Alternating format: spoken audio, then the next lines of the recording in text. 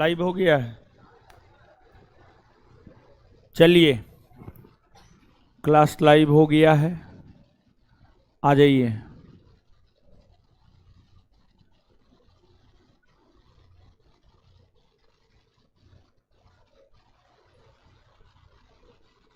आ जाइए।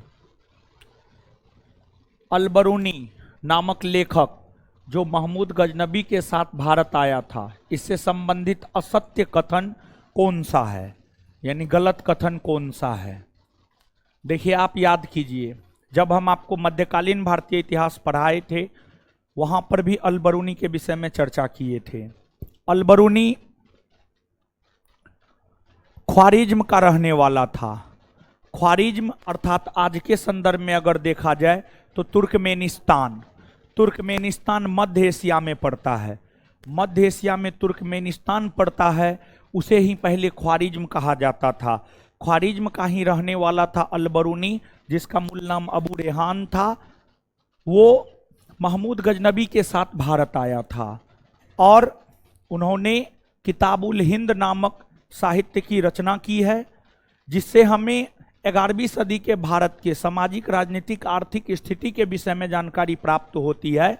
और जो आपको अलबरूनी के द्वारा रचित किताबुल हिंद है, उसे 11वीं सदी का दर्पण कहा जाता है, क्योंकि 11वीं सदी के विषय में संपूर्णता से जानकारी प्राप्त करने वाला साहित्य किताबुल हिंद ही है। तो इसमें है अलबरूनी ख्वारिज्म या खीब का रहने वाला था, सही है ये बात। इसकी कृति किताबुल हिंद या तहकीक हिंद है, हाँ ये भी बात सही है। यह पुस्तक धर्म, राजनीति, समाज, मापतंत्र इत्यादि सहित 80 अध्यायों में विभाजित है, हाँ ये भी सही है। जब ABC सही है तो गलत कौन हो जाएगा? D number. तो गलत को ही चुनना था, मतलब आंसर क्या हो जाएगा आपको? D हो जाएगा। और साथ ही साथ हम आपको ये भी बात बतलाए थे कि जो है आपको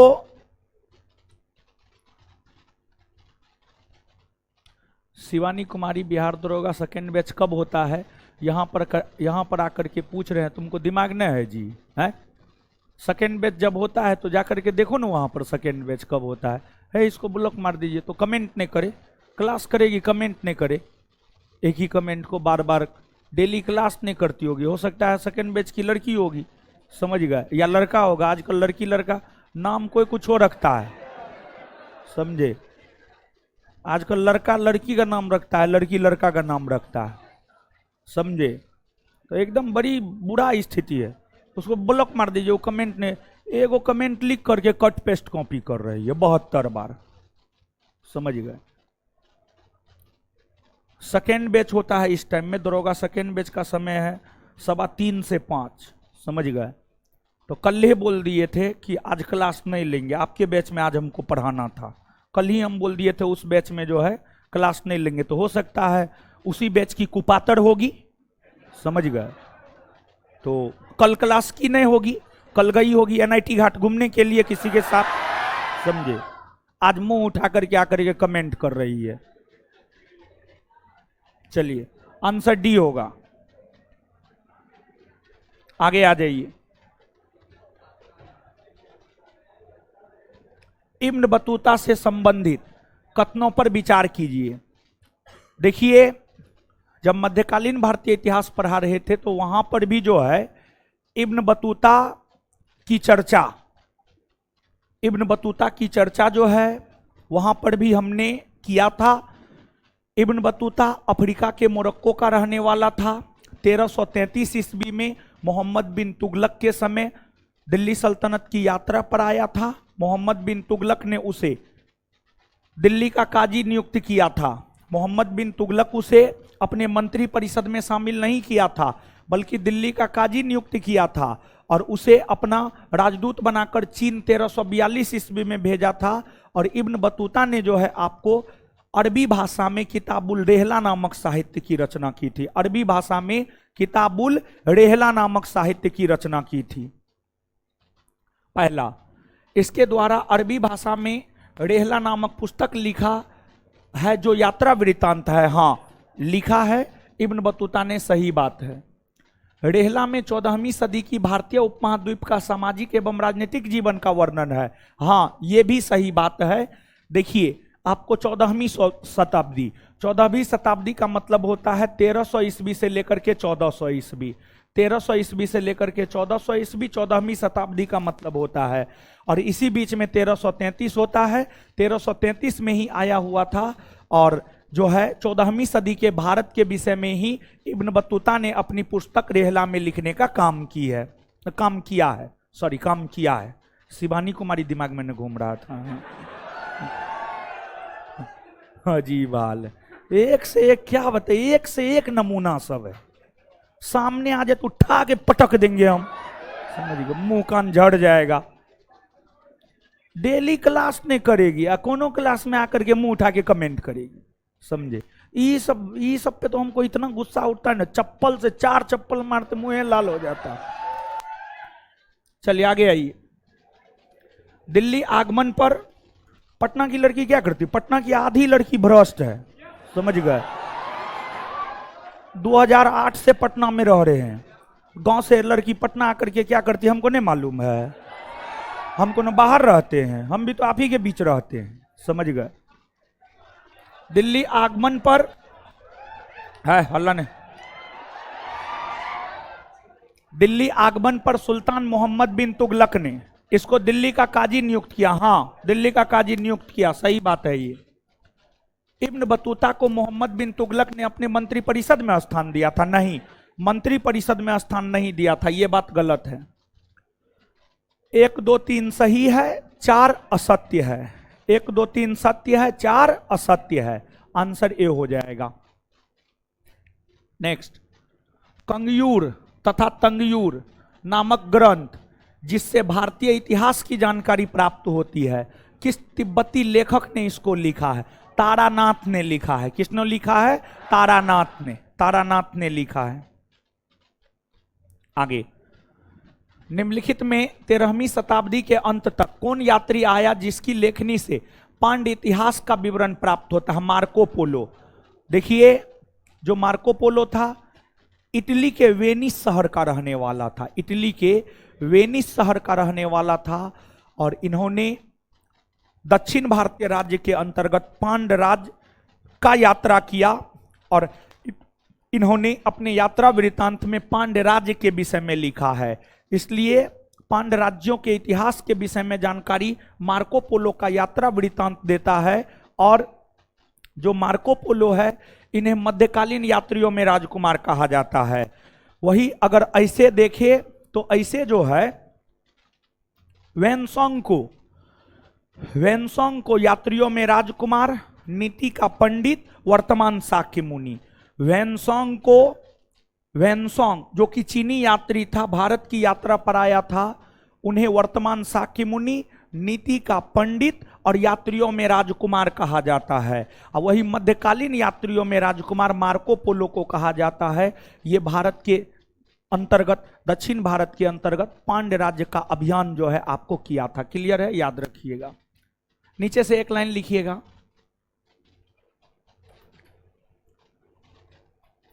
यात्रियों में राजकुमार, यात्रियों में राजकुमार,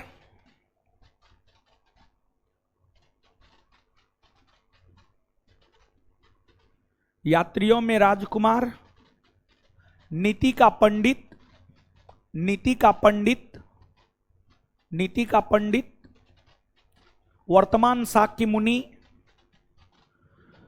वर्तमान शाक्य मुनि के नाम से, वर्तमान शाक्य मुनि के नाम से वेनसोंग को पुकारा जाता है। वर्तमान शाक्य मुनि के नाम से वेनसोंग को पुकारा जाता है। वर्तमान शाक्य मुनि के नाम से वेनसोंग को पुकारा जाता है। वहीं वर्तमान शाक्य मुनि के नाम से वेनसोंग को पुकारा जाता है। वहीं मध्यकालीन यात्रियों में राजकुमार, वहीं मध्यकालीन यात्रियों में राजकुमार, वहीं मध्यकालीन यात्रियों में राजकुमार मार्को पोलो को कहा जाता है। वहीं मध्यकालीन यात्रियों में राजकुमार मार्को पोलो को कहा जाता है। वही मध्यकालीन यात्रियों में राजकुमार मार्को पोलो को कहा जाता है।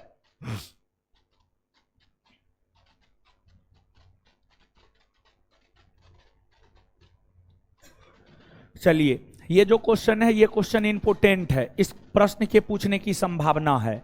किसे भारतीय पुरातत्व शास्त्र का पितामह कहा जाता है? भारतीय पुरातत्व शास्त्र का पितामह सर एलेक्जेंडर कनिंघम को कहा जाता है। Sir Alexander Cunningham, sir Alexander Cunningham को कहा जाता है। याद रख लीजिएगा, बहुत इंपोर्टेंट क्वेश्चन है। किसे भारतीय पुरातत्व शास्त्र का पितामह कहा जाता है? किसे कहा जाता है?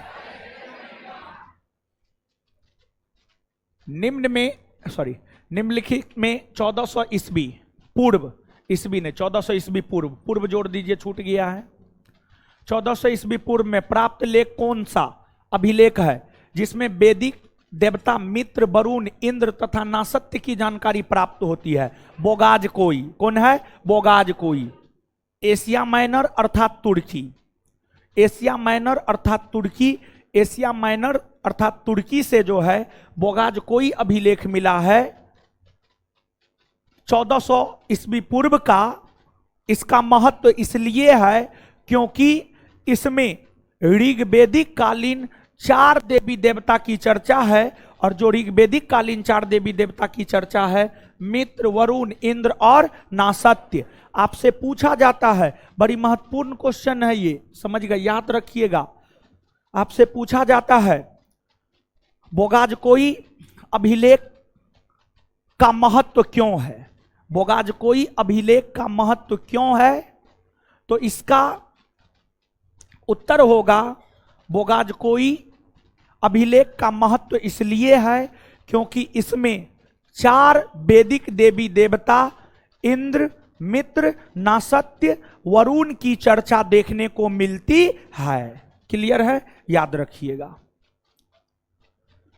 सर्वप्रथम किस अभिलेख से भारतवर्ष का जिक्र प्राप्त हुआ है? यानी जो अपना देश भारत है, भारतवर्ष का जिक्र है। सुनिए ना, एसी बंद कर दीजिए, ठीक है, पंखा चला दीजिए, ऐसे ये गला फंस गया।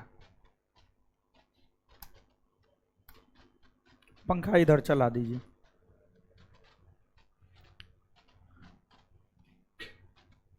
बात है क्या, देखिए, दिन को तो एसी चलता है, काम नहीं करता है। दिन में तो विद्यार्थी सब रहता है, लेकिन रात को तो क्लासरूम खाली रहता है। रात को एसी चलता, जबरदस्त काम करता है, ठंडा दिला देता है हमको, ठंडा लगने लगता है रात को जो क्लास लेते हैं, समझे? इसलिए रात को बोल रहे थे क्लास लेने में मजा आता है। चलिए, लेकिन अब एगो नाइट वाला बैच देंगे हम अपना स्पेशल बैच देंगे। हम सोच रहे हैं अब कोई भी बैच देंगे, लेकिन एगो नाइट वाला बैच देंगे। रात को पढ़ाने में बड़ी मजा आता है, समझे?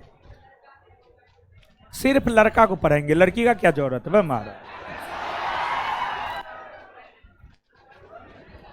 सर्वप्रथम किस अभिलेख से भारतवर्ष का जिक्र प्राप्त होता है?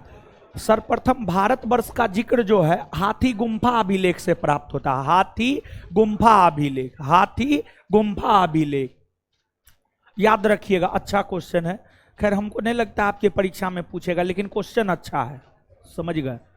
भारतवर्ष का जिक्र किस अभिलेख में है? भारतवर्ष का जिक्र किस अभिलेख में है?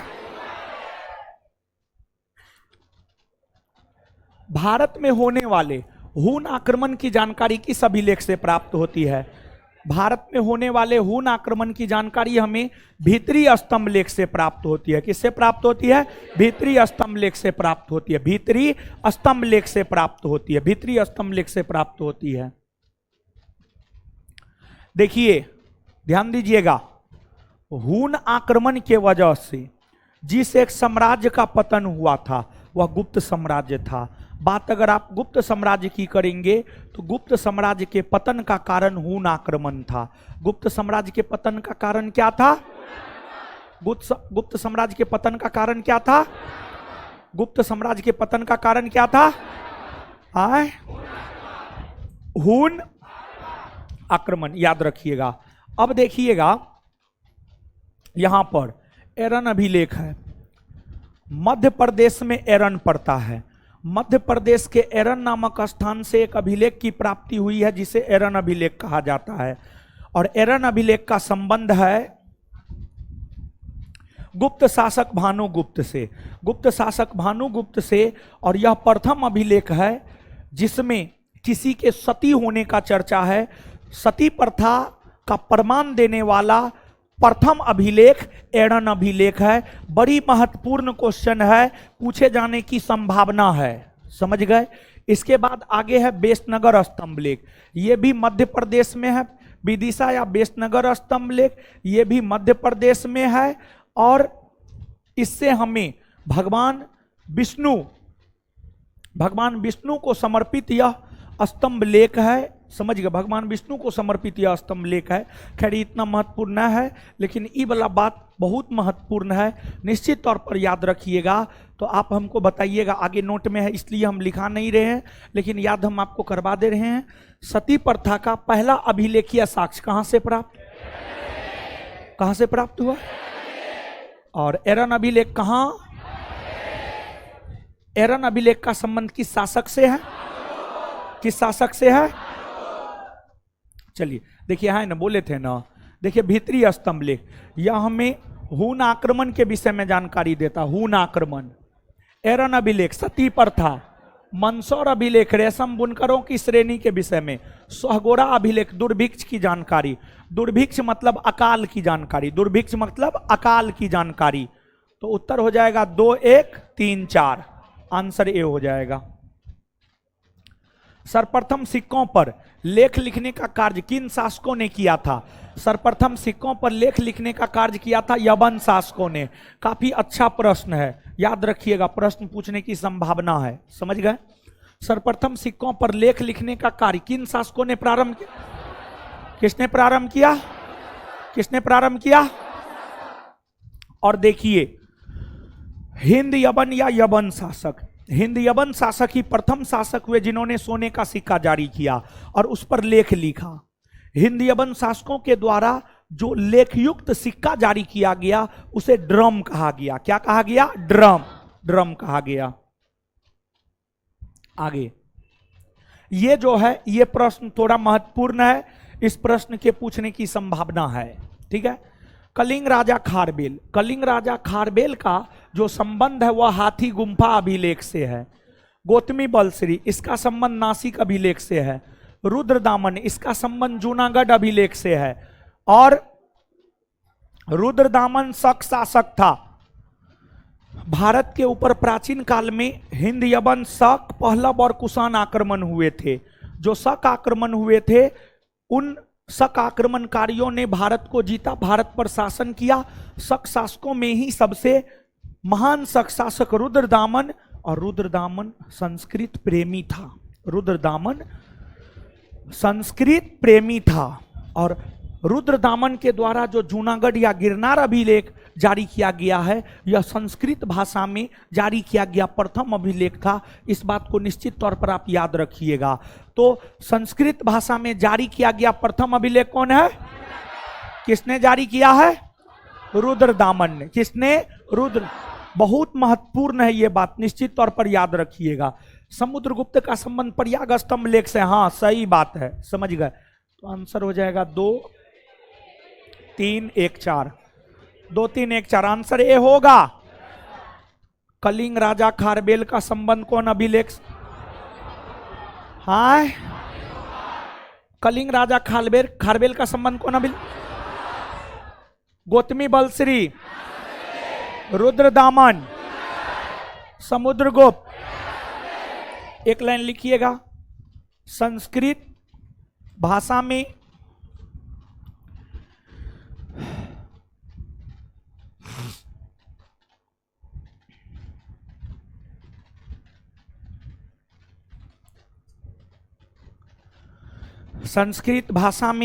जारी किया जाने वाला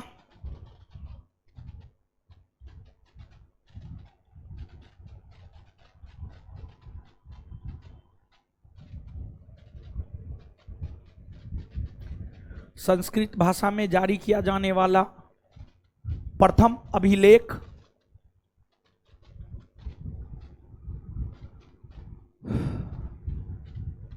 जूनागढ़ अभिलेख है,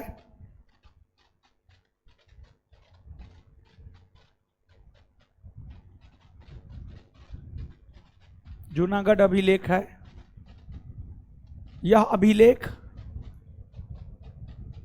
रुद्रदामन ने जारी किया है।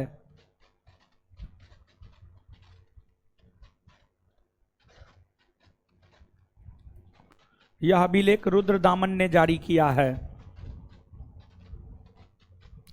नेक्स्ट, आगे आ जाइए। अभिलेखों के अध्ययन को क्या कहा जाता है? अच्छा क्वेश्चन है, प्रश्न पूछा जाता है, महत्वपूर्ण क्वेश्चन है, इसको निश्चित याद रखिएगा। अभिलेखों के अध्ययन को इपिग्राफी कहा जाता है। क्या कहा जाता है? इपिग्राफी। अभिलेखों के अध्ययन को क्या कहा जाता है? क्या कहा जाता है? चलिए, एहोल अभिलेख, इसका संबंध पुलकेशिन द्वितीय से है। मंदसौर अभिलेख, इसका संबंध मालवा नरेश यशोवर्मन से है। भीतरी एवं जूनागढ़ अभिलेख, इसका संबंध स्कंदगुप्त से है। देवपारा अभिलेख बंगाल के शासक विजय सेन से है। समझ गए? तो याद रखिएगा 2 1 4 3 आंसर ए। निम्नलिखित में ग्वालियर अभिलेख का संबंध किस शासक से है? ग्वालियर अभिलेख का संबंध है प्रतिहार नरेश भोज से। आगे, स्वर्ण भूमि म्यांमार को कहा जाता था, कंबोडिया को। स्वर्णद्वीप मलाया को कहा जाता था, मलाया। यवद्वीप जावा को कहा जाता था। 1 4 2 3 1 4 2 3 आंसर बी महत्वपूर्ण है। जिस कालखंड का लिखित विवरण उद्धृत नहीं है उसे कहा जाता है। देखिए, ध्यान दीजिएगा, सुनिए, सीधा याद रखिए। अगर आप इतिहास की बात करेंगे ना, तो इतिहास को 3 कालखंड में बांटा गया है। और इतिहास को जो 3 कालखंड में बांटा गया है, प्रागैतिहासिक काल, आदिऐतिहासिक काल और ऐतिहासिक काल। वैसा कालखंड जिसका कोई लिखित साक्ष्य उपलब्ध नहीं है, प्रागैतिहासिक काल, आंसर यही हो जाएगा।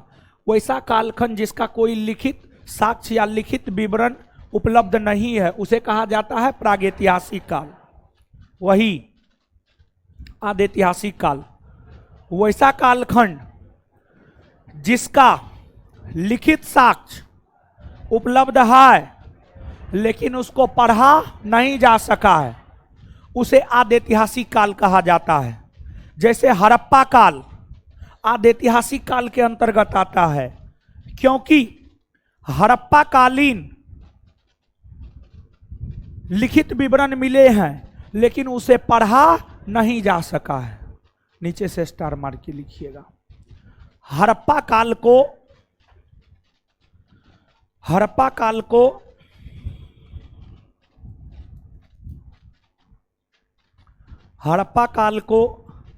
आदिऐतिहासिक काल के अंतर्गत रखा जाता है।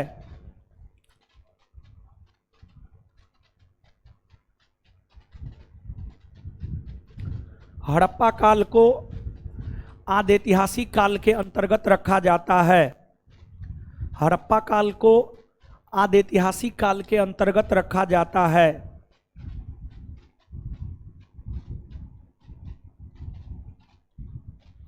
हड़प्पा काल को आदिऐतिहासिक काल के अंतर्गत रखा जाता है। Full stop. इसके बाद आगे ऐतिहासिक काल है। देखिए, ऐतिहासिक काल उस काल को कहा जाता है जिस काल का लिखित साक्ष्य उपलब्ध है और जिसे आसानी से पढ़ भी पा रहे हैं, उसे ही ऐतिहासिक काल कहा जाता है। भारत में 6ठी सदी ईस्वी पूर्व से या 600 ईस्वी पूर्व से या महात्मा बुद्ध या महावीर स्वामी के काल से ऐतिहासिक काल की शुरुआत हुई मानी जाती है। ऐतिहासिक काल की शुरुआत हुई मानी जाती है। आगे, पंचायतन मंदिर निर्माण शैली है।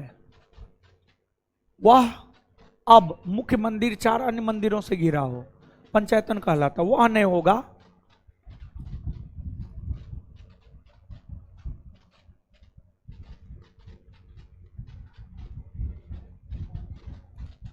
अब को काट लीजिए, अब को काटिए। सुनिए, सीधा बात सुनिए, सुनिएगा ध्यान से। दरबीर, नागर, बेसर, दरबीर, नागर, बेसर, ये सब मंदिर निर्माण की शैली है। दरबीर नागर बेसर क्या है? मंदिर निर्माण की। दरबीर नागर बेसर क्या है? मंदिर निर्माण की।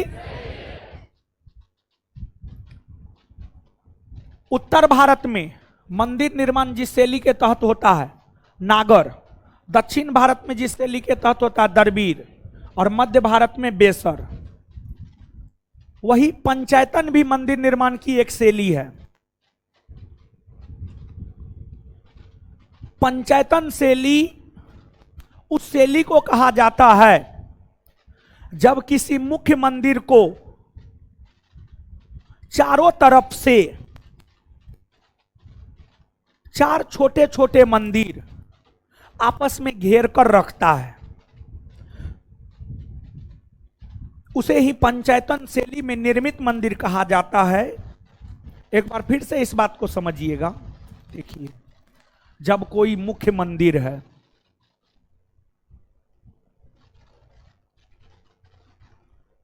मुख्य मंदिर है, इस मुख्य मंदिर को चारों दिशाओं में चार छोटे छोटे मंदिर,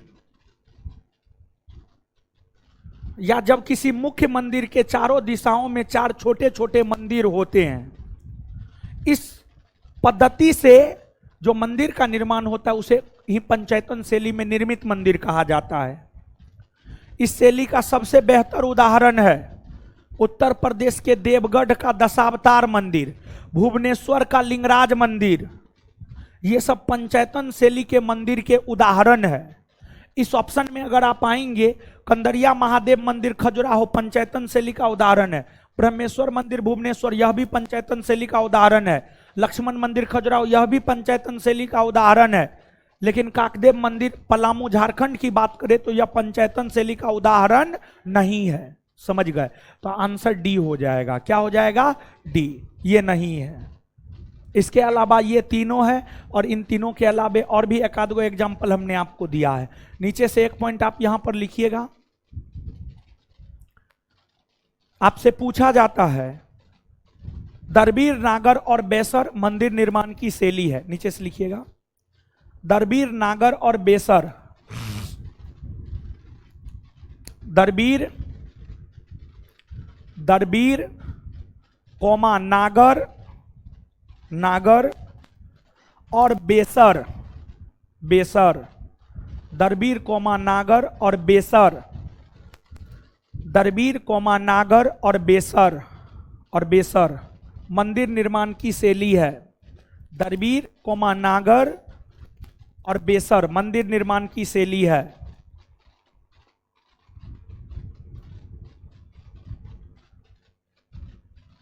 आंसर इसका डी होगा। नेक्स्ट, यह क्वेश्चन महत्वपूर्ण है, याद रख लीजिएगा। आग का आविष्कार पूरा पाषाण काल में, हां हुआ है, सही बात है। पहिया का आविष्कार किस कालखंड में? पहिया का आविष्कार नवपाषाण काल में। कब? नवपाषाण काल में। याद रखिएगा इस बात को। बताइए, आग का आविष्कार कौन काल में हुआ? आग का आविष्कार कौन काल? आग का आविष्कार कौन काल? पहिया का आविष्कार, पहिया का आविष्कार। और देखिए, कृषि होना प्रारंभ, कृषि यानी गेहूं चावल उगाया जाना, कृषि होना प्रारंभ नवपाषाण काल में। मानव में अस्थायित्व तो आया नवपाषाण काल में। कब आया? नवपाषाण काल में। याद रखिएगा, ये दो बात भी नीचे से लिखिएगा। मानव ने कृषि करना प्रारंभ नवपाषाण काल में किया।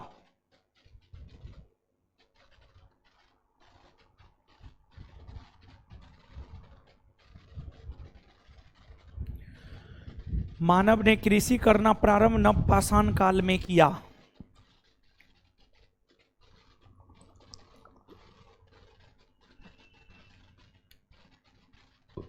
ए टोपी, चाय मंगाइए तो। गला एकदम बैठ गया है।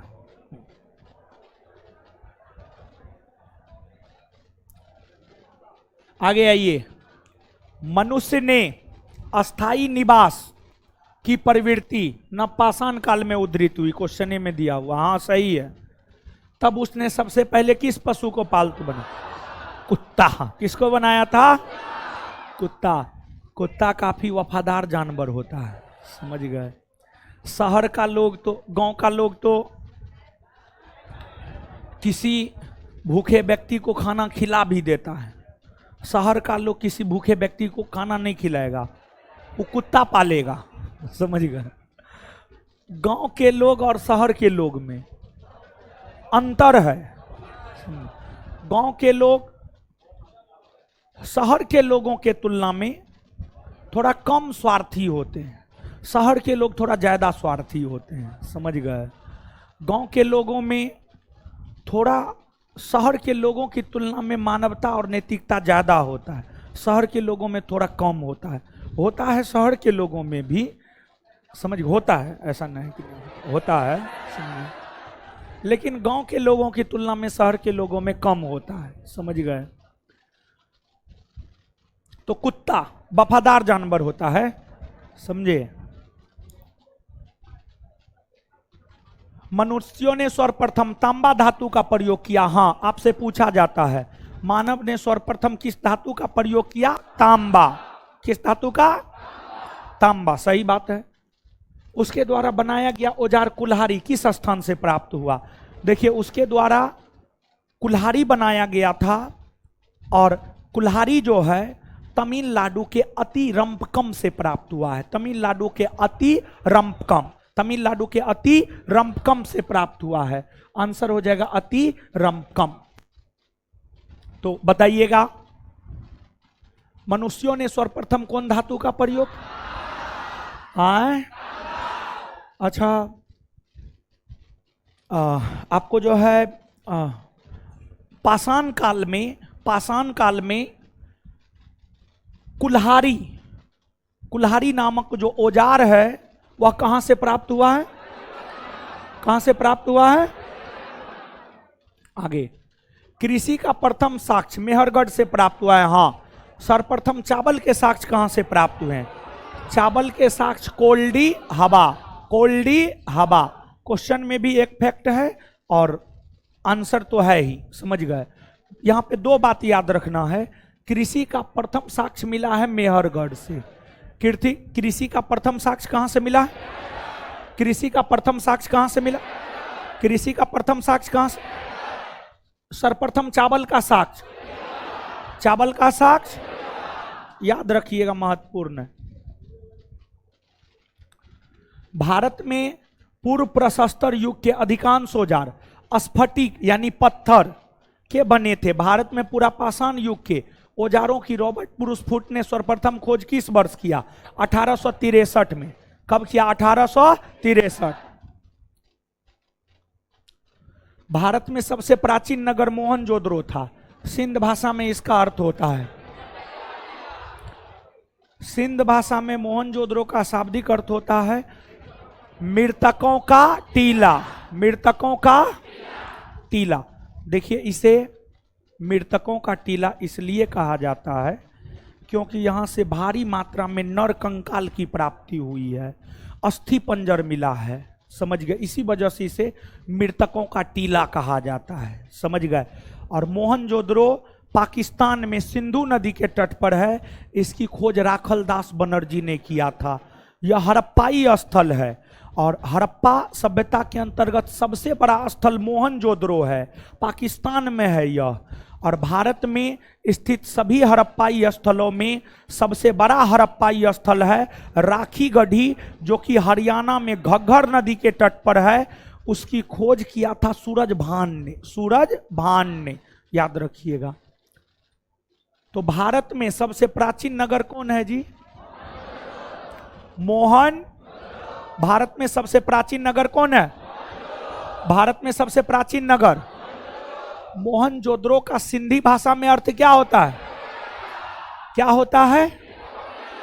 हड़प्पा सभ्यता का सबसे बड़ा स्थल है कौन नदी के तट पर? सिंधु। कौन नदी के तट पर है? इसकी खोज किसने की? राखल दास इसकी खोज किसने की है? राखलदास बनर्जी ने। भारत में सभी हड़प्पाई स्थलों में सबसे बड़ा स्थल है राखी गढ़ी। इनाम गांव, इमाम गांव ने होगा, इनाम गांव होगा। इनाम गांव भारत की सबसे बड़ी तांबा पाषाणिक बस्ती थी। इसका संबंध किस संस्कृति से है? इसका संबंध जोड़बे संस्कृति से है। कौन संस्कृति से? जोड़बे संस्कृति। और जोड़बे संस्कृति का विस्तार हुआ है महाराष्ट्र राज्य में। कहां हुआ है? तो इनाम गांव भारत की सबसे बड़ी तांबा पाषाणिक बस्ती थी। इसका संबंध कौन संस्कृति से? कौन संस्कृति से? जोड़बे संस्कृति का विस्तार कौन राज्य में देखने? कौन राज्य में? और इनाम गांव कहां है? महाराष्ट्र। इनाम गांव कहां है?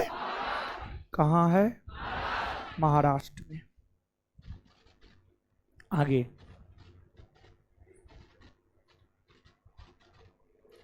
भीमबेटका से संबंधित कथनों पर विचार कीजिए। भीमबेटका गुफा पूरा पाषाणिक आवासीय पूरा स्थल है। हाँ है, सही है। यह मध्य प्रदेश के रायसीन होगा, रायसीन जिला में स्थित। हाँ है, ये बात याद रखना है। भीमबेटका कौन राज्य में है? मध्य प्रदेश के रायसीन जिला में। इसकी खोज 1957-58 में डॉक्टर विष्णु श्रीधर वाकनकर के द्वारा की गई थी। हाँ, भीमबेटका को 1990 में राष्ट्रीय महत्व का स्थल घोषित किया गया। हाँ, जुलाई 2003 में भीमबेटका को यूनेस्को ने विश्व धरोहर स्थल घोषित किया। हाँ, सब कथन सत्य है। आगे तिथि निर्धारण की विधि, कार्बन 14 की खोज अमेरिकी रसायन वैज्ञानिक वीएफ लिबी ने किस वर्ष किया था? 1946। और देखिए, कार्बन डेटिंग पद्धति के तहत हड़प्पा सभ्यता का सर्वमान्य काल निकाला गया है। और कार्बन डेटिंग पद्धति के तहत जो है हड़प्पा सभ्यता का सर्वमान्य काल है 2400 ईस्वी पूर्व से 1700 ईस्वी पूर्व।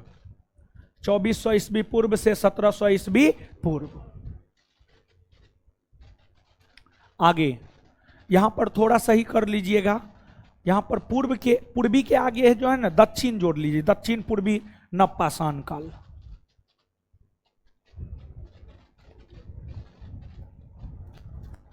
चौथा नंबर जो पूर्वी है, पूर्वी नवपाषाण काल, उसके आगे जो है दक्षिण शब्द जोड़ लीजिएगा। देखिए, हर संस्कृति में बर्तन अलग अलग कलर के देखने को मिले हैं, अलग अलग रंग के देखने को मिले हैं। तो मालवा में जो है बर्तन काला तथा लाल रंग का देखने को मिला है। मालवा संस्कृति का विस्तार मध्य प्रदेश राज्य में था। मालवा संस्कृति मध्य प्रदेश राज्य में पनपी थी। इस संस्कृति में बर्तन काला और लाल रंग का बना था। बुर्जहोम संस्कृति में जो बर्तन था धूसर कलर का था, धूसर। जोड़बे होगा। जोड़बे संस्कृति में जो बर्तन था वह लाल रंग का था। और दक्षिण शब्द जोड़ लीजिए। दक्षिण पूर्वी नवपाषाण काल में बर्तन का कलर था चमकीला धूसर। यानी आंसर हो जाएगा 3, 1, 2, 4। उतना महत्वपूर्ण है। ठीक है, ये क्वेश्चन थोड़ा महत्वपूर्ण है। देखिए, ध्यान दीजिएगा आप। भारत की अगर आप बात करेंगे ना, तो जो भारत है, भारत की पहली सभ्यता हड़प्पा सभ्यता है। हड़प्पा सभ्यता उत्तर में जम्मू कश्मीर के मांदा तक फैला हुआ है, दक्षिण में महाराष्ट्र के दायमाबाद तक, पूरब में उत्तर प्रदेश के आलमगीरपुर तक, और पश्चिम में सुतका गेंडौर तक फैला हुआ है। मांदा चिनाव नदी पर है, दायमाबाद महाराष्ट्र में गोदावरी नदी, आलमगीरपुर उत्तर प्रदेश में हिंडन नदी, और सुतका गेंडौर पश्चिम में दास्क नदी पर है। यह हड़प्पा सभ्यता की चौहद्दी है। कभी कताल आपसे आपके परीक्षा में हड़प्पा सभ्यता का चौहद्दी पूछा जाता है। तो सुतका गेंडोर बलूचिस्तान दास्क नदी, मांदा जम्मू कश्मीर चिनाव नदी, दायमाबाद महाराष्ट्र गोदावरी नदी, आलमगीरपुर उत्तर प्रदेश मेरठ हिंदन नदी।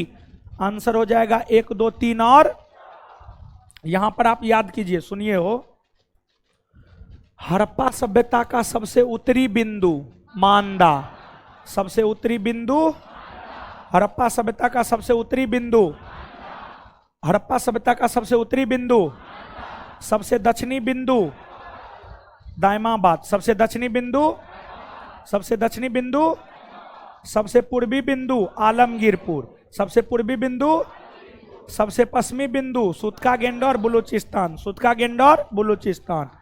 एक बार फिर से,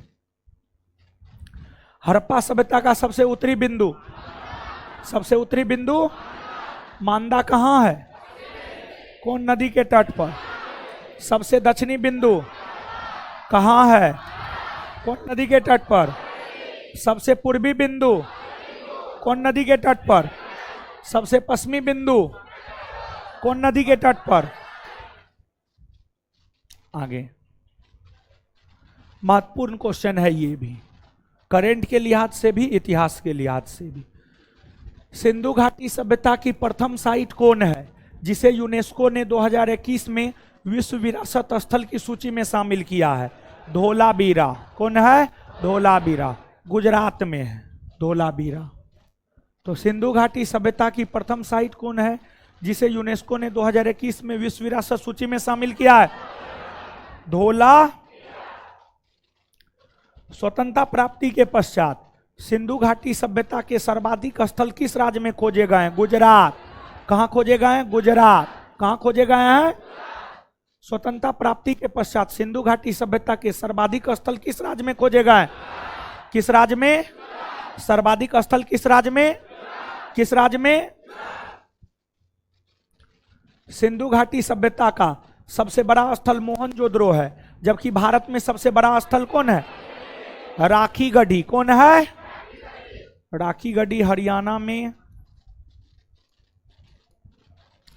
घग्गर नदी के तट पर है और इसकी खोज सूरजभान ने किया था। समझ गए, याद रखिएगा।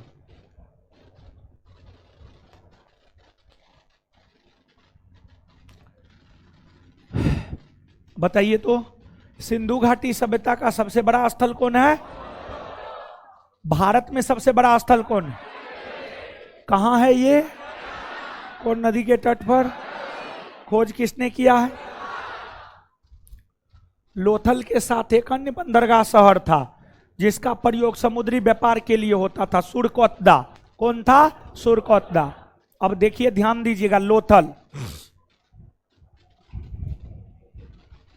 जैसे वर्तमान के भारत की अगर आप बात करेंगे तो जो वर्तमान का भारत है, वर्तमान के भारत में अनेकों बंदरगाह है, 13 बड़े और लगभग 200 छोटे बंदरगाह है। उसमें सबसे बड़ा बंदरगाह मुंबई बंदरगाह है, मुंबई बंदरगाह है जो कि भारत के महाराष्ट्र राज्य में है। उसी प्रकार से हड़प्पा सभ्यता में कई बंदरगाह थे, उसमें हड़प्पा सभ्यता का जो सबसे बड़ा बंदरगाह नगर था वह लोथल था। और जो लोथल था यह गुजरात राज्य में भोगवा नदी के तट पर था। हड़प्पा सभ्यता का सबसे बड़ा बंदरगाह नगर लोथल और यह गुजरात राज्य में भोगवा नदी के तट पर था। याद रखिएगा आप इस बात को। तो बताइएगा आप हमको, हड़प्पा सभ्यता का सबसे बड़ा बंदरगाह नगर, सबसे बड़ा बंदरगाह नगर कौन राज्य में, कौन राज्य में, कौन नदी के तट पर। हाँ,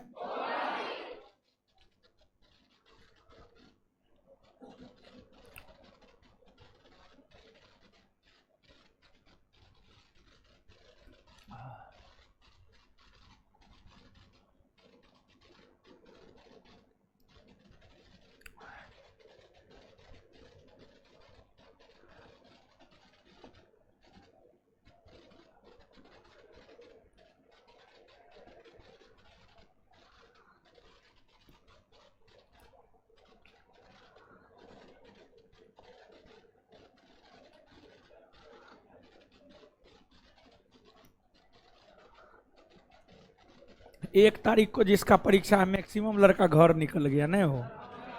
एक वाला, हाँ एक वाला है जी। एक वाला कौन कौन है? हाँ बोले ना, बहुत कम लड़का है।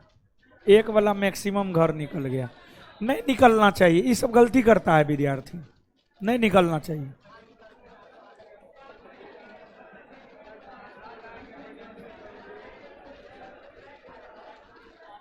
एगो बात जान लीजिए, जो आप कह रहे हैं ना जुगाड़ में गया है, एगो बात आप जान लीजिए, जिस इंसान में सेल्फ कॉन्फिडेंस नहीं है, आत्मविश्वास नहीं है, जिस इंसान को स्वयं पर विश्वास नहीं है, उससे कुछ नहीं हो सकता है। समझ गए? स्वयं पे विश्वास होना बहुत जरूरी है।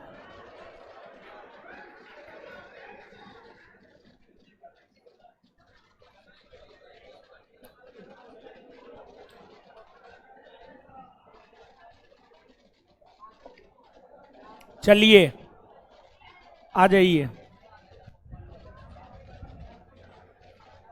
नेक्स्ट। सिंधु सभ्यता में अग्निकुंड के साक्ष्य लोथल से मिले हैं। सिंधु सभ्यता में अग्निकुंड के साक्ष्य लोथल के अलावा अन्य किस स्थान से मिला है? देखिए ध्यान दीजिएगा, अग्निकुंड, अग्निकुंड क्या होता है जानते हैं जी? अरे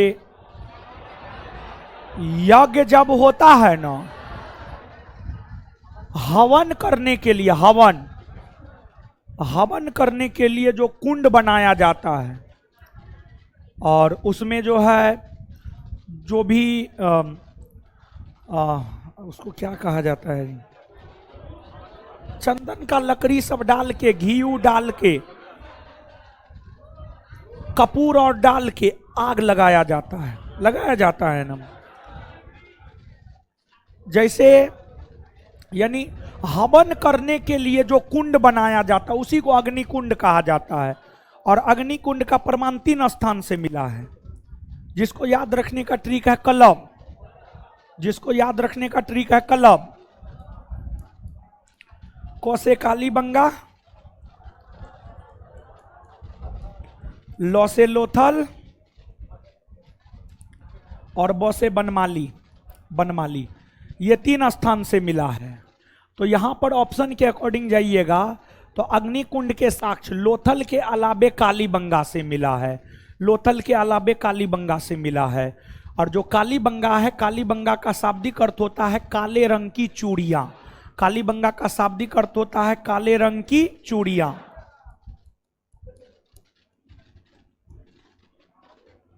और ध्यान रखें आप, कालीबंगा राजस्थान राज्य में है और राजस्थान राज्य में यह घग्घर नदी के तट पर है, यह घग्घर नदी के तट पर है।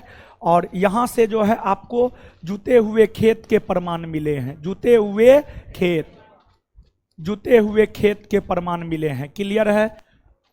याद रखिएगा सब बात। थोड़ा बहुत आप अपने से भी लिखते जाइएगा जहां पर हम आपको नहीं लिखाते हैं, ठीक है? बताइए, अग्निकुंड के प्रमाण जो 3 स्थान से मिले उसको याद रखने का ट्रिक कौन है? क से, लौ से, बौ से, बौ से, और बनमाली हरियाणा में है। कहाँ है? कहाँ है? सबसे उत्तम कोटि का जो बनमाली से मिला है। सबसे उत्तम कोटि का जो कहां से मिला है? सबसे उत्तम कोटि का जो कहां से मिला है? नीचे से लिखिएगा, सबसे उत्तम कोटि का जो बनमाली से मिला है।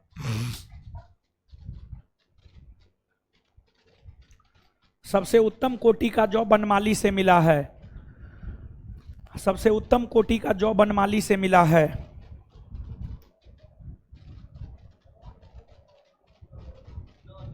जो जो जो जो नहीं जानते हैं जी, हे भगवान। सबसे उत्तम कोटि का जो बनमाली से मिला है।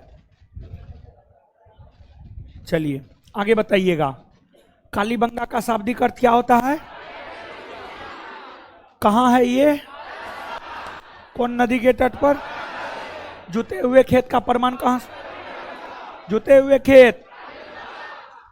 आगे मोहनजोदड़ो से प्राप्त एक सील यानी मोहर पर 3 मुख वाले देवता पशुपतिनाथ की मूर्ति प्राप्त हुई है। उनके चारों तरफ कौन कौन से जानवर के चित्र हैं?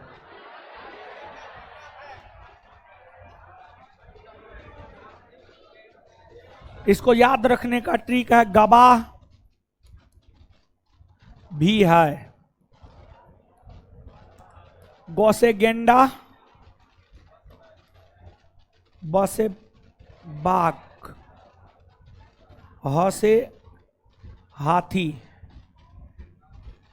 भ से भैंसा।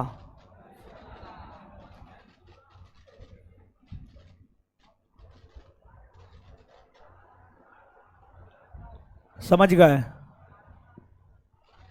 हो से हिरण, गो से गेंडा, प से बाघ, ह से हाथी, भ से भैंसा, ह से हिरण। समझ गए? बाघ का ही एक प्रजाति चीता भी न है जी। हाँ, तो उस संदर्भ में लेकर चल सकते हैं। तो आंसर हो जाएगा हाथी, गेंडा, चीता और भैंस। हाथी, गेंडा, चीता और भैंस। सिंधु घाटी सभ्यता की प्रमुख खाद्य फसल गेहूं और जौ है। इस सभ्यता के वासी मिठास के लिए किसका प्रयोग करता? शहद। किसका प्रयोग? शहद। रंगपुर तथा लोथल से चावल के दाने प्राप्त हुए हैं, जिनसे धान की खेती का प्रमाण प्राप्त होता है। चावल का प्रथम साक्ष्य कहां से प्राप्त हुए? हड़प्पा सभ्यता के अंतर्गत चावल का प्रथम साक्ष्य मिला है लोथल से। याद रखिएगा, हड़प्पा सभ्यता के अंतर्गत चावल के प्रथम साक्ष्य कहां से मिले हैं? कहां से मिले हैं? कहां से मिले हैं? घोड़े के अस्थि पंजर प्राप्त हुए हैं। सुरकोतदा, कालीबंगा और लोथल। सुरकोतदा, कालीबंगा और लोथल। सिंधु काल में तौल की इकाई का अनुपात क्या था? 16। सिंधु काल में तौल की इकाई का अनुपात 16। मेसोपोटामिया के अभिलेखों में वर्णित मेलुहा शब्द का अभिप्राय है सिंधु सभ्यता। महत्वपूर्ण क्वेश्चन है, याद रख लीजिएगा। देखिए, जैसे भारत की पहली सभ्यता हड़प्पा सभ्यता है। हड़प्पा सभ्यता की अगर आप बात करेंगे तो हड़प्पा सभ्यता मेसोपोटामिया की सभ्यता और मिस्र की सभ्यता की समकालीन सभ्यता थी। और जो मेसोपोटामिया की सभ्यता है यह इराक में दजला और फरात नदी के तट पर, जैसे हड़प्पा सभ्यता सिंधु नदी के तट पर है, वैसे मेसोपोटामिया की सभ्यता इराक में दजला और फरात नदी के तट पर विकसित हुई थी।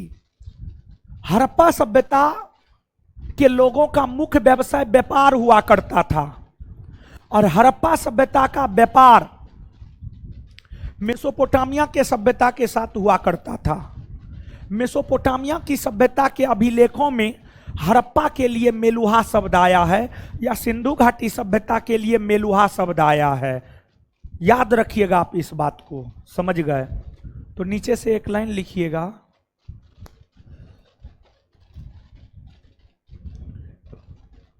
हड़प्पा की समकालीन सभ्यता, हड़प्पा सभ्यता की समकालीन सभ्यता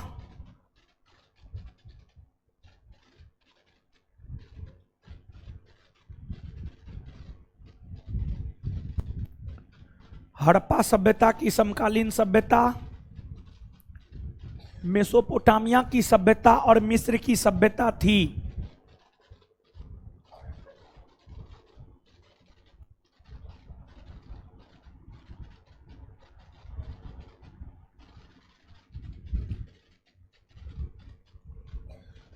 मेसोपोटामिया की सभ्यता और मिस्र की सभ्यता थी। मेसोपोटामिया की सभ्यता और मिस्र की सभ्यता थी।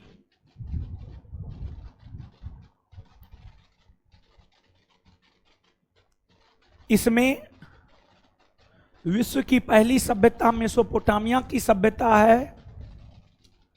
इसमें विश्व की पहली सभ्यता मेसोपोटामिया की सभ्यता है।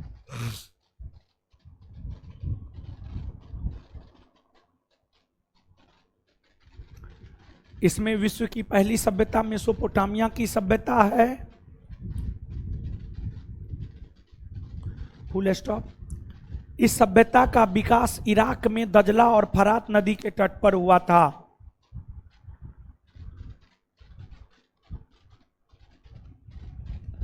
इस सभ्यता का विकास इराक में दजला और फरात नदी के तट पर हुआ था। इस सभ्यता का विकास इराक में दजला और फरात नदी के तट पर हुआ था। दजला और फरात नदी के तट पर हुआ था।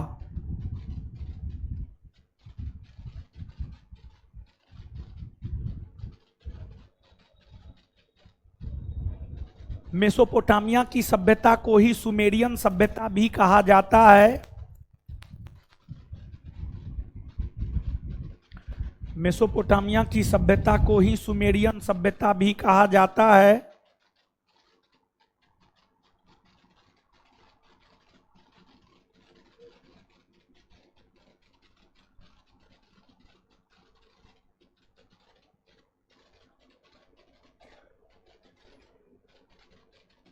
मेसोपोटामिया की सभ्यता को ही सुमेरियन सभ्यता भी कहा जाता है।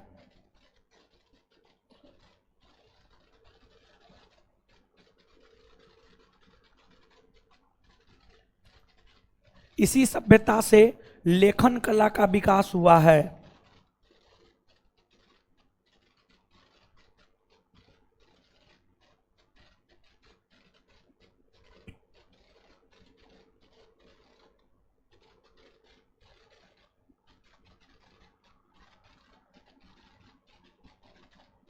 इसी सभ्यता से लेखन कला का विकास हुआ है।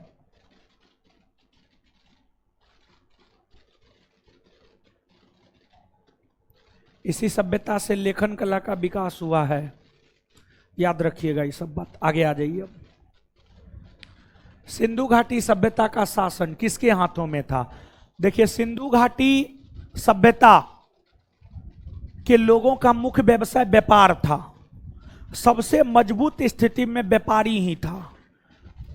इसी वजह से विद्वानों ने यह अनुमान लगाया है कि सिंधु घाटी काल में जो शासन प्रशासन देखता होगा वह व्यापारी देखता होगा, और व्यापारी के लिए ही वणिक शब्द आया है। व्यापारी के लिए ही वणिक शब्द आया है। आंसर हो जाएगा वणिक। वणिक। बताइए, तो सिंधु घाटी सभ्यता का शासन किसके हाथों में था? किसके हाथों में था? नीचे से एक लाइन लिखिएगा। सिंधु घाटी सभ्यता के लोगों का मुख्य व्यवसाय व्यापार था।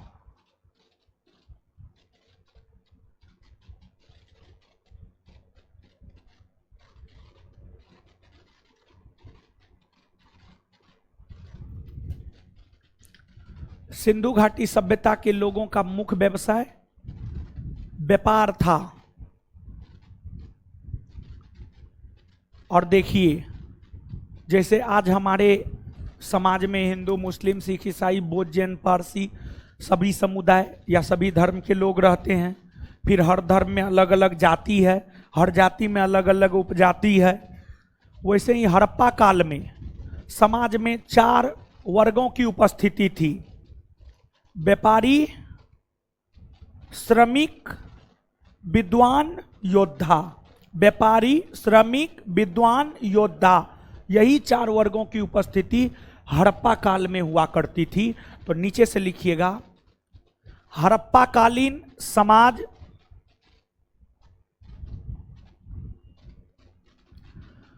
हड़प्पा कालीन समाज में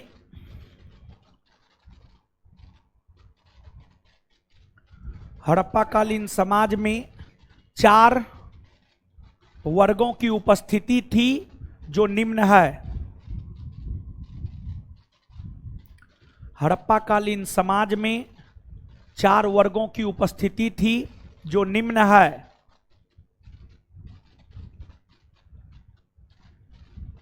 एक नंबर में विद्वान, 1 नंबर में विद्वान, 2 नंबर में योद्धा, 3 नंबर में व्यापारी, 4 नंबर में श्रमिक। व्यापारी, श्रमिक। नेक्स्ट, सूची 1 को सूची 2 से सुमेलित कीजिए और नीचे दिए गए कूट की सहायता से सही उत्तर का चयन कीजिए। हड़प्पा काल में सोना चांदी ये सब कहां से आयात होता था, उसी संदर्भ में क्वेश्चन है। हड़प्पा काल में तांबा खैतरी, बलूचिस्तान और ओमान से आयात होता था, चांदी अफगानिस्तान और ईरान से, सोना कर्नाटक, ईरान, अफगानिस्तान से, गोमेद सौराष्ट्र से। गोमेद एक प्रकार का पत्थर हुआ करता था, समझ गए? तो आंसर हो जाएगा 1 3 2 4, 1 3 2 4, आंसर ए। सिंधु घाटी सभ्यता के लोग किन वस्त्रों का प्रयोग करते थे? सूती और ऊनी, सूती और ऊनी। सिंधु घाटी सभ्यता के लोग मनोरंजन में किसका प्रयोग नहीं करते थे? मछली पकड़ना, शिकार करना करते थे, पशु पक्षियों को आपस में लड़ना करते थे, चौपर एवं पासा खेलना करते थे, ध्रुत कीड़ा का प्रयोग नहीं करते थे। आंसर डी हो जाएगा। और देखिए ध्यान दीजिएगा, हड़प्पा काल में लोग खेल सब जो खेला करते थे, इसको लेकर एगो स्टेडियम भी मिला है। स्टेडियम, स्टेडियम समझते हैं ना? हाँ, हड़प्पा काल में एकमात्र स्टेडियम का पता चला है धोलावीरा से। कहां से? धोलावीरा से। नीचे से लिखिएगा एक पॉइंट। हड़प्पा काल में एकमात्र स्टेडियम का पता धोलावीरा से चला है।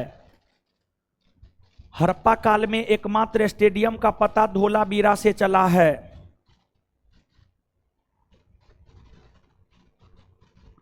हड़प्पा काल में एकमात्र स्टेडियम का पता धोलावीरा से चला है।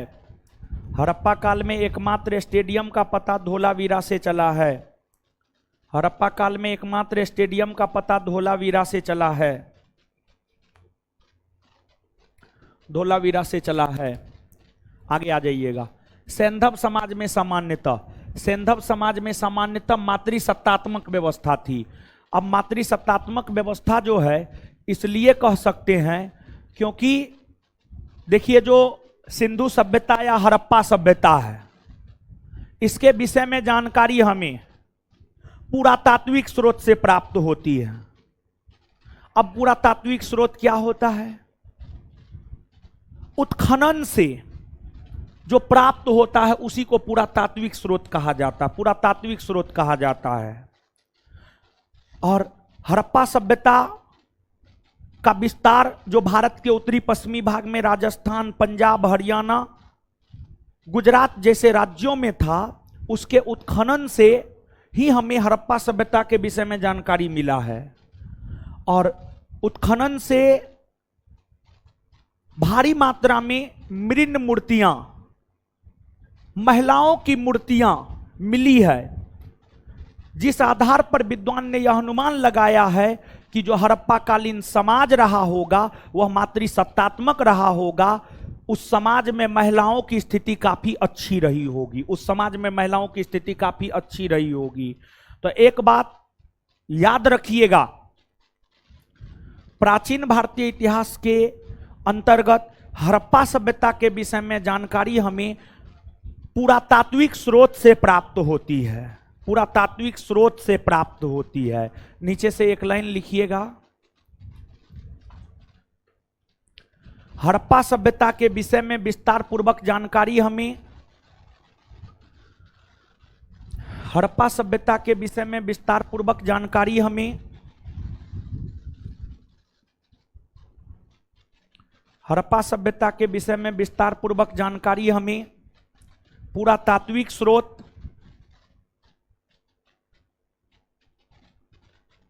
पुरातात्विक स्रोत से प्राप्त होती है।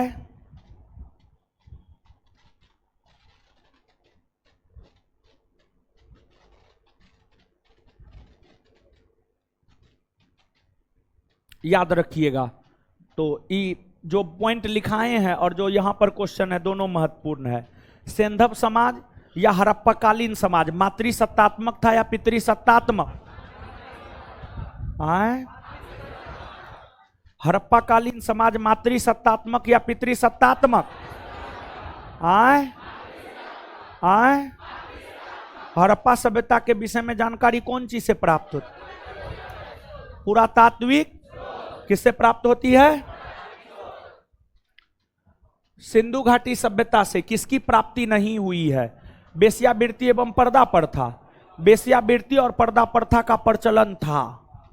और देखिए वेश्यावृत्ति प्रथा का प्रचलन हमारी सभ्यता के उदय से है। हमारी पहली सभ्यता, भारत की पहली सभ्यता हड़प्पा सभ्यता, तभी से वेश्यावृत्ति प्रथा का प्रचलन है। और आज भी वेश्यावृत्ति प्रथा का प्रचलन जो है हमारे समाज में देखने को मिलता है। ये बात सही है। सबों का युगल समाधि समाधान, यानी एक साथ दो सब, युगल समाधि हम मिला है, लोथल से मिला है। कहां से मिला है? लोथल से। ये भी हड़प्पा काल में लोथल से प्राप्त हुए हैं। आग में पकी हुई मिट्टी को टेराकोटा कहा जाता था। हाँ, आग में पकी हुई मिट्टी को टेराकोटा कहा जाता था, ये भी मिला है। तलवार नामक अस्त्र, तलवार लोहा से बनता था। हड़प्पा कालीन लोग लोहा से परिचित नहीं था, तो तलवार नामक अस्त्र की प्राप्ति नहीं हुई है। अर्थात हम यह कह सकते हैं कि हड़प्पा सभ्यता के लोग लोहा से परिचित नहीं थे। यह प्रश्न आपसे पूछा जाता है, हड़प्पा सभ्यता के लोग किस धातु से परिचित नहीं थे? तो हड़प्पा सभ्यता के लोग लोहा से परिचित, नीचे से लिख लीजिए, हड़प्पा सभ्यता के लोग लोहा से परिचित नहीं थे। आंसर डी होगा, हड़प्पा सभ्यता के लोग लोहा से परिचित नहीं थे।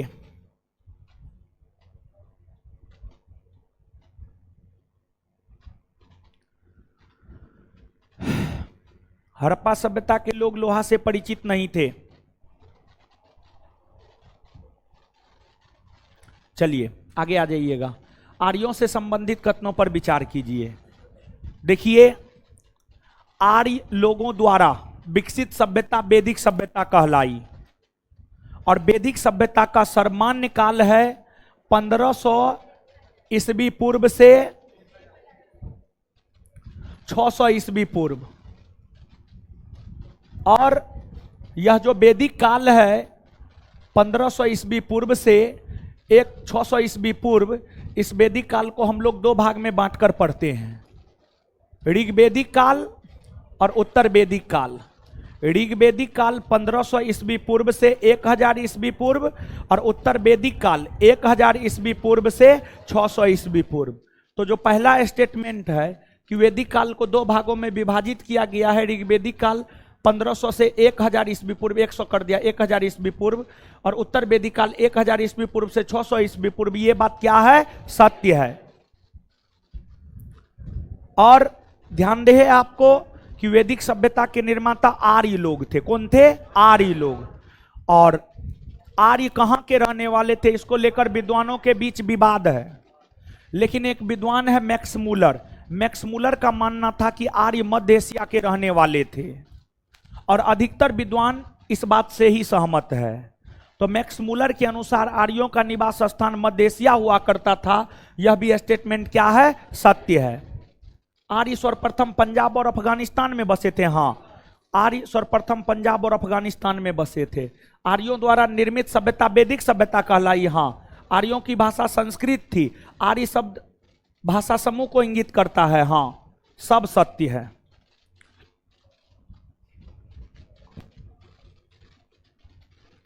आर्यों की प्रशासनिक इकाई का आरोही क्रम, यानी बढ़ते क्रम, कुल, ग्राम, विष, जन, राष्ट्र, समझिएगा। देखिए, एक परिवार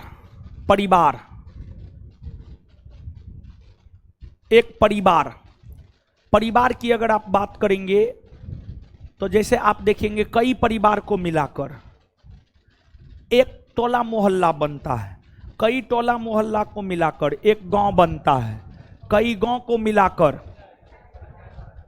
एक पंचायत बनता है, कई पंचायत को मिलाकर एक प्रखंड बनता है, कई प्रखंड को मिलाकर जिला बनता है, कई जिला को मिलाकर राज्य बनता है, राज्य को मिलाकर देश, देश को मिलाकर महादेश, महादेश को मिलाकर संसार।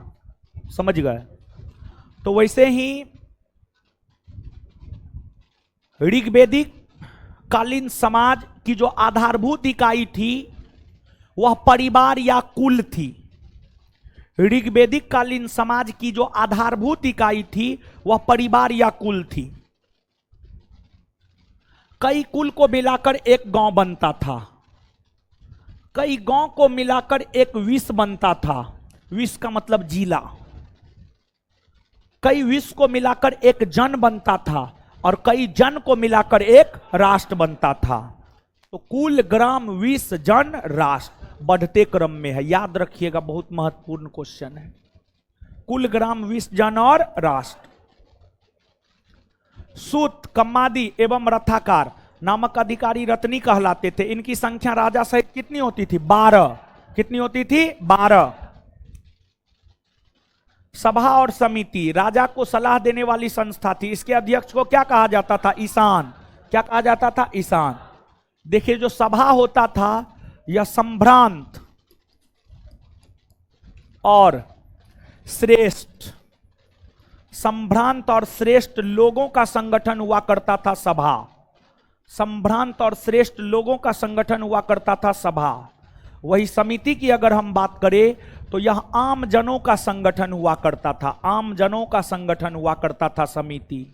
समझ गए? नेक्स्ट, निम्नलिखित में गलत सुमेल का चयन करें। इसमें गलत कौन है? यहां पर एक तो पूरब कर लीजिए, पूख न है, पूरब है, पूरब है। अब सही है, आ जाइए। नाम और पद या कार्य।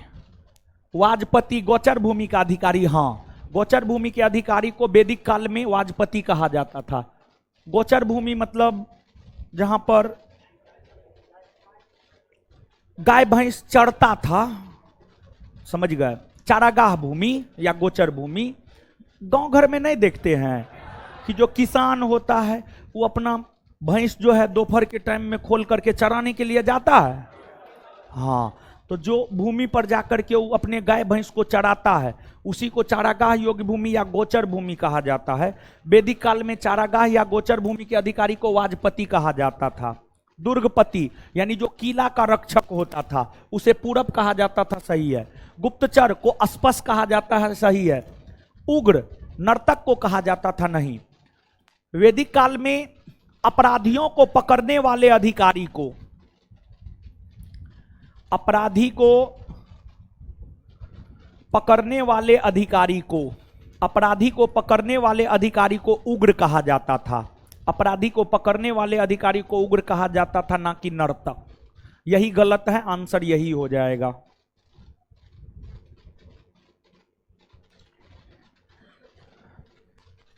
वैदिक काल में युद्ध के लिए कौन सा शब्द प्रयोग हुआ था? गविष्टि। कौन सा शब्द? गविष्टि। दशराग युद्ध जो परुष्णी नदी के तट पर सुदास एवं 10 राजाओं के बीच लड़ा गया था, इसका उल्लेख ऋग्वेद के 7वें मंडल में है। महत्वपूर्ण क्वेश्चन है, याद रख लीजिएगा। दशराग युद्ध जो परुष्णी नदी के तट पर लड़ा गया था, इसका उल्लेख ऋग्वेद के कौन मंडल में है? कौन मंडल में है? ऋग्वेद के किस मंडल के पुरुष सूक्त से चतुर्वर्णों का उल्लेख मिलता है? बताइए। 10वां मंडल होगा ना? इसी में न है हो ब्राह्मण क्षत्रिय वैश्य शूद्र। ऋग्वेद के 10वें मंडल में ही न कहा गया है, परमपिता ब्रह्मा के मुख से ब्राह्मण, भुजा से क्षत्रिय, जांग से वैश्य और पैर से शूद्र। तो ये तो 10वां मंडल। आंसर क्या हो जाएगा? 10वां मंडल। याद रखिएगा, महत्वपूर्ण क्वेश्चन है। ऋग्वेद के किस मंडल के पुरुष सूक्त से चतुर्वर्णों का उल्लेख प्राप्त होता है? कहां से? आर्यों के समाज से संबंधित कथनों पर विचार कीजिए। आर्यों का समाज पितृ प्रधान था। हाँ, पितृ सत्तात्मक या पितृ प्रधान था। सही है। समाज की छोटी इकाई परिवार या कुल थी। हाँ, अभी तुरंत बताए हैं। परिवार या कुल का प्रमुख पिता होता था। हाँ, परिवार के मुखिया को कुलप भी कहा जाता था। हाँ, समाज में व्यभिचार नियंत्रण की जिम्मेदारी कुलप की थी। नहीं, गलत है ये। 1 2 3 4 सत्य है, 5 असत्य है। Answer D. गलत सुमेल का चयन करें। उपनिषद 108 सही है। महापुराण 18 सही है। वेदांग 6 सही है। उपनिषद 10 नहीं, ऊपर में तो है ये 108, यही आंसर होगा। वैदिक कालीन स्त्रियों से संबंधित कथनों पर विचार कीजिए।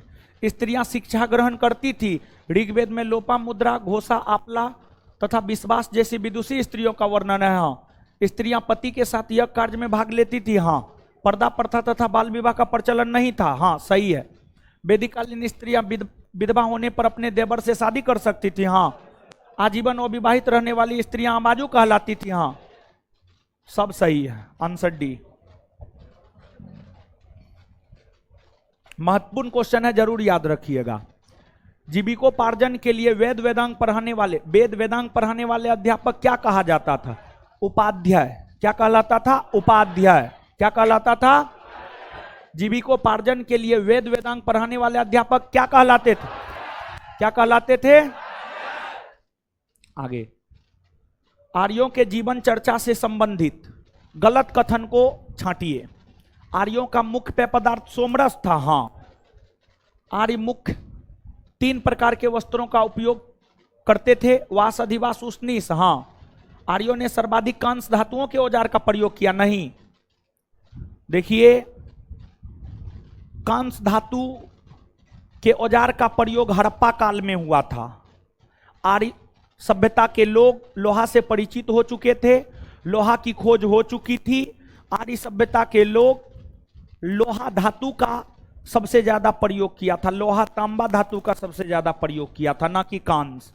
आर्यों के मुख्य मनोरंजन के साधन रथ दौड़, घुड़दौड़ और धुरतकीरा था। हाँ, आंसर हो जाएगा सी। आर्यों के उपलब्धियों में क्या शामिल नहीं था? क्या शामिल नहीं था?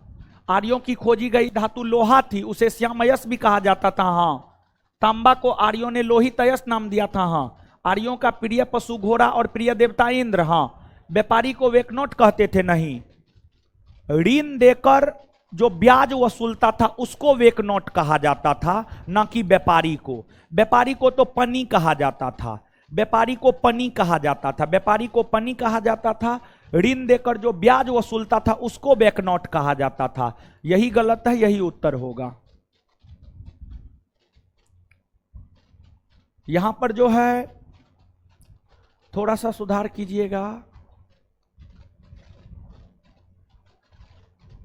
कुभा, ठीक है, अब सही है। कुरुब, कुरम, बितास्ता, झेलम, आस्किनी, चिनाब, कुभा, काबुल। 1 3 4 2, 1 3 4 2। उत्तर वैदिक कालीन समय के परिवर्तनों से संबंधित कथनों में गलत कथन को छांटिए। उत्तर वैदिक काल में इंद्र के स्थान पर प्रजापति सर्वाधिक प्रिय देवता हो गए थे। हाँ, राजा के राज्याभिषेक के समय राजसूय का अनुष्ठान किया जाता था। हाँ, उत्तर वैदिक कालीन वर्ण व्यवस्था के बजाय जन्म आधारित हो गया था। हाँ, इस कालखंड में घोड़ी की हत्या को मानव हत्या के बराबर दंडित किया जाता था। नहीं, गलत है ये, गलत। सुमेल को छांटिए।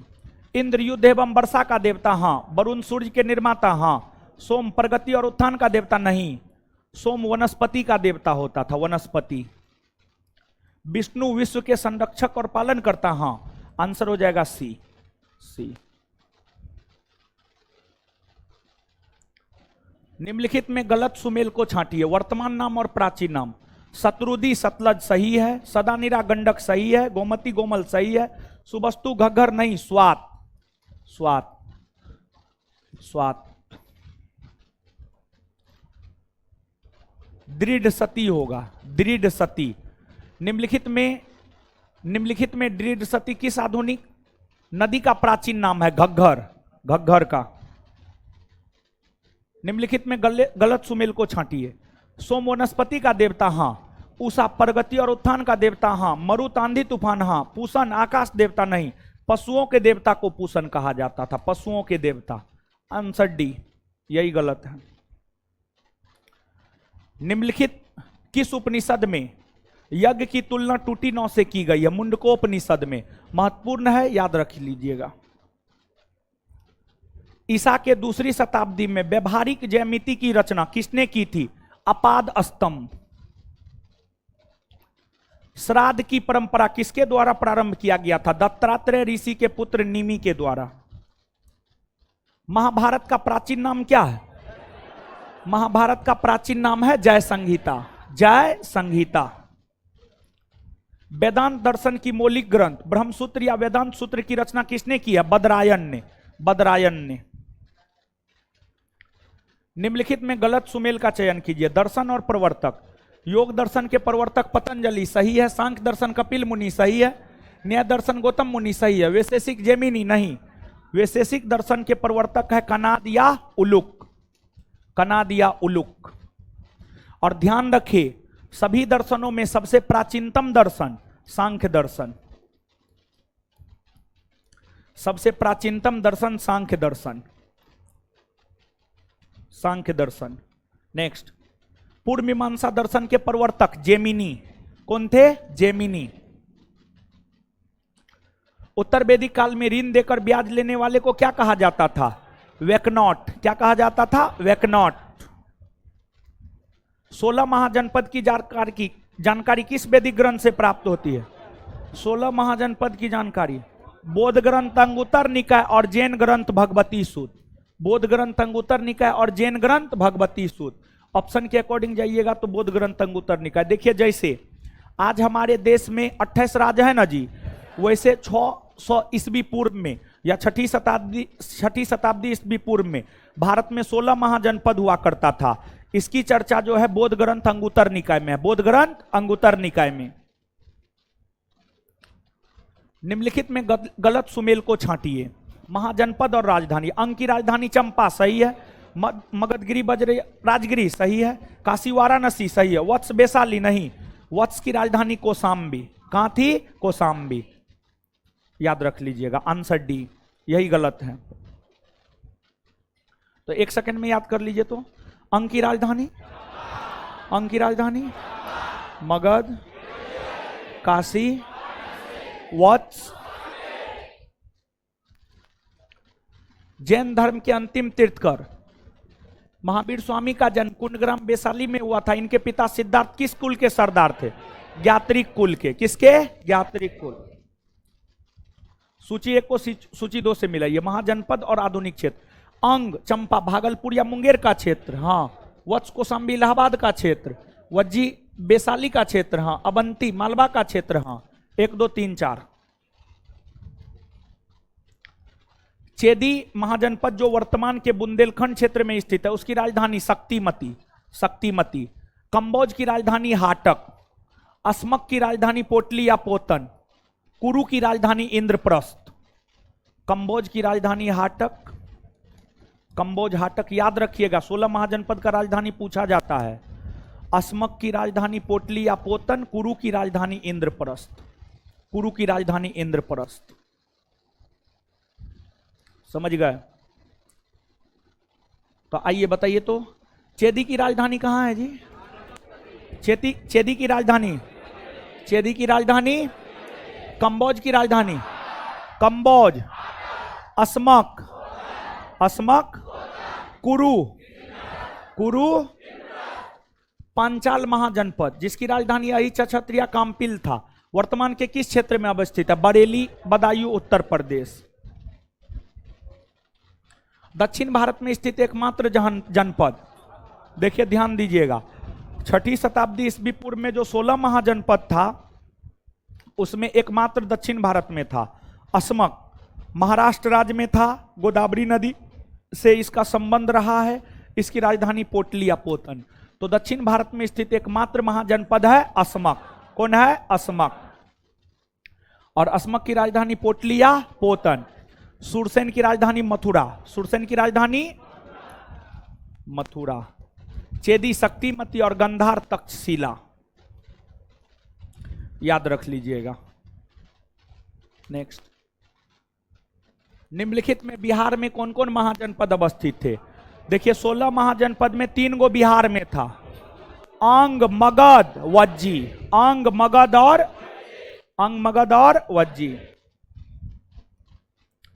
कौन सा महाजनपद वर्तमान के पाकिस्तान में अवस्थित है? गंधार। कौन है? गंधार, गंधार।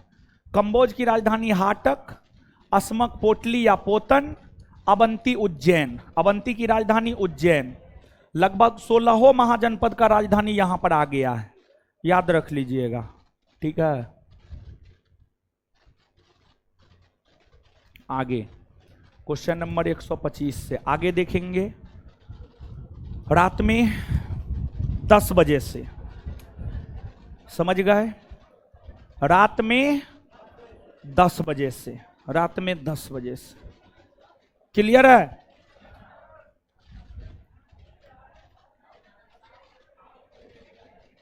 इससे आगे मिलते हैं अगले क्लास में। लड़की लोग निकलिए। और फिर जो है कल सुबह में आपका क्लास है जो 12:30 बजे से होता है, 12:30 बजे से ही क्लास होगा। कल भी होगा 12:30 बजे से क्लास दिन में, ठीक है। मेरा होगा पहले प्राचीन खत्म होगा, उसके बाद करंट फरेंट कुछ भी होगा, जो पढ़ा रहे हैं वो खत्म होगा, उसके बाद कुछ, ठीक है। याद कीजिए ना, सब चीज एकदम हम ही करवाएंगे ना। अच्छा, रात में 10 बजे मिलते हैं और कल दोपहर में 12:30 बजे छोड़ देंगे।